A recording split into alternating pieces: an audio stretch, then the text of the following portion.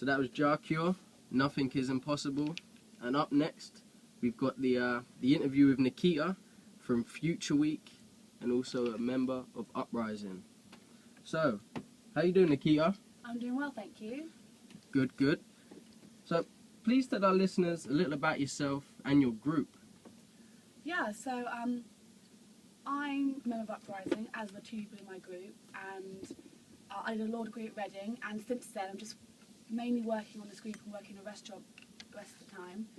And also in my group I've got Steve, and Steve's like a local parish councillor, so he's already really involved in the community. And then we have Charlotte, who's currently studying politics at Warwick. So we've all got other things going on as well as our campaign. Sounds busy to me. How do you fit the time in to do all this? With great difficulty. Great difficulty, yeah? Well, I mean, think about it. If I work 40 hours a week at my other job, there's still a lot of hours in the week where I have, free. So it's just about using your time well, isn't it? Very true. You need to be wise with time nowadays. Do agree with that. So, what is Future Week and what is the main purpose behind Future Week? Well, the main purpose is to try to get young people thinking about their futures nice and early, and to hire their aspirations, and to improve their skills as well, and to make them feel confident about their skills and how to use them. So we're doing this with a 5-day scheme at the University of Bedford, and it starts a week today, so it's pretty nerve-wracking. It's getting close. And yeah, so we're getting 30 year 8, some of them year 7 students onto the campus and giving them a taste of lots of different sessions like drama, art, maybe archaeology if we can get it, dance, sports, as well as guest speakers such as our local MP, the local mayor, our local editor of the Times and Citizen, and you've even got TJ coming in and giving a career session.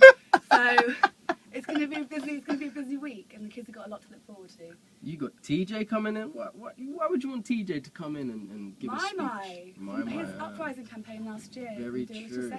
So how did you all come up with the idea? Well, it started off with Charlotte's aim, an idea to get state schools and private schools to share resources, and then we had like a million ideas of how we could do this and facilitate this. And then Steve came up with an idea of just bringing the kids onto the university campus to break down those barriers of the university and make it seem a lot less scary. So it developed. I'm not the ideas person, the two of them are. So you're just going to bring obviously the students into university, so they can have a taste of what university life could be like for when they're older. Absolutely, and we're not just going to concentrate on university. We're also hoping to encourage the students to ask questions about other careers as well. But it's helpful that it's at university because that's where a lot of people's options lay. So why that particular age group? Well, we would have liked to have worked with year 9s because they're going to be making lots of GCSE choices and important choices, and also it's sort of the age where a lot of kids become disinterested, and we didn't want that to happen to some of the kids that we worked with. But then because of Uprising and the way it's laid out, all the year 9s have already made their decisions, and this is the earliest we could run the scheme. So we decided to do it with year 8s primarily, and year 7s to fill the spaces that were free. But the year 8s are going to be making a lot of decisions, in the autumn term, so it's good to prepare them, I think, a little bit earlier than that. So you're giving them the heads up of what they can achieve in life, which sounds decent enough to me. Obviously, I wish I had somebody telling me maybe I would have went to university, but anyway, back to Future Week. So, who have you got on board, and how did you manage to receive the support? Okay, so a bit of name dropping. I've already mentioned we've got local MP Fuller, we have Mayor Hodgson, and we also have Jim Stewart from the Times and Citizen.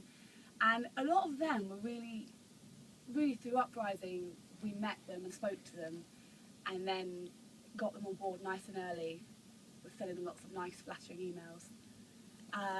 And yeah, a lot of it was pure luck from Uprising and being able to meet them, because obviously Uprising is a huge network of, as you know, they do involve a lot of important people in the community, so that was fortunate. But then we've obviously had to get involved with a lot of volunteers. We've got volunteers doing the sports session, the drama session, the art sessions, and we've got Cecil Higgins doing a session with us, the museum. So I guess a lot of it is just using Uprising contacts, but it's also a lot of just being nice all the time and hoping that they're nice back. Because obviously we're giving a lot of our time for free, and then they can see that the MP is and the mayor is and lots of volunteers are. So I think that encourages a lot of people to get involved for free, whereas they usually ask for payment. Definitely, that makes perfect sense to me, because obviously you're running it over the Easter holidays, am I correct? We are, it's a week today. So how did you get students in over the Easter holiday? Well, it was a bit more difficult to get the students in. We've only got a few University of Bedford students involved because it's over the Easter holidays. But the ones that are involved are just really keen and interested in developing young people. So yeah, we had to make sure that we targeted people that were really keen. Definitely, definitely. So how can students and organisations get involved? Because obviously once you've done this session, I'm assuming you would like to continue it if you have the time? We'd love to work out how we could continue it, especially because Charlotte, for instance, is in her last year of university next year, so she's going to have very little time to spend on projects like this because she's got a dissertation to worry about. So for us, me and Steve especially, would like to think about how we can move it on.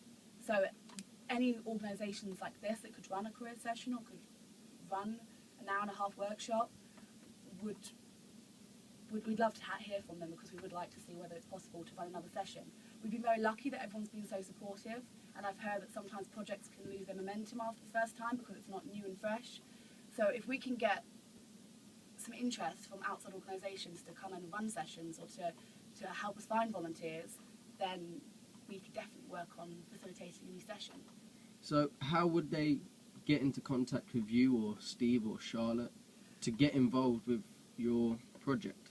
Probably best by email. Now, I wish I had an email that was easier to say over the radio. It's mkhayden@hotmail.co.uk, and that's probably the best way to get hold of us. And I'm thinking even now we're still looking for things for a week today. Like we've got in 10 days on the Wednesday, we need to get 15 or 20 basketballs, and I have no idea how we're going to find 15 or 20 basketballs for an hour-and-a-half session. Obviously, we don't want to buy them. So if anyone out there runs a social, like a social group or something, and has some basketballs they can loan us for a couple of hours one Wednesday, then that would be useful. Definitely. Get in touch with Sports Support. They might be able to help you. Sports Support? Yeah. So we're at the moment contacting Sports Trader. Sports Support, I have to write that one down. Sports Support, they do quite a lot of things, and obviously they're decent enough, but like the lady was saying, any basketballs going for an hour and a half, get in touch. mkhayden@hotmail.com. Nikita, Christine, Nikita. Anyway, just ignore what I've just said. I've got 2 more questions for you. Yeah, absolutely. And the most loved question by everybody is the question of the year. So, given what is this? Given that there's 8,760 hours in a year, would you want more hours in a day but with less days, or less hours in a day with more days? Oh gosh, I think I'd have to go for less. Okay, would it work out the same amount of hours no matter what? Yeah. Less hours in a day, but more days, because I think if you had more hours, you get to a certain point and you still need to have your respite, and you just end up having more rest time. Whereas if your days are easily broken up, I think that you'd use less time for wasting, personally. So I think I would have more productive days if they were shorter and there were more of them. Yeah, I'd agree with that, but mine was for mostly holiday suggestions. But if you want to work through the extra holiday months we could have, feel free to. I'm not gonna. Am I the only person that's been like, I want to be more productive? Yeah, to be honest. If I'm being totally honest, you're the only person that wants to do more. So I'm a bit of a sad case, I'm sorry. Each to their own. So, is there any sort of final thoughts you'd like to leave our listeners with? Maybe, like, proper, what's the word that I'm looking for? I'm flopping on air. Promote the SAC one more time, and even how they can get in touch if any students or organisations, even people with basketballs, want to get involved, get in touch. I would say, because my email is completely unsayable over this radio, just text in the next little while, and I'm sure Anna will pass on any goodwill messages for the campaign.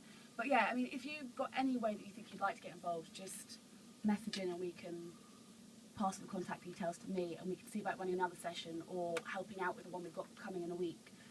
But all I can say is that I've been really humbled by how much support that we've managed to get for this campaign, and really pleasantly surprised at how much everyone wants to get involved. So I just want to say right now, thank you to everyone that's been helping us, because we've had so much help on this project.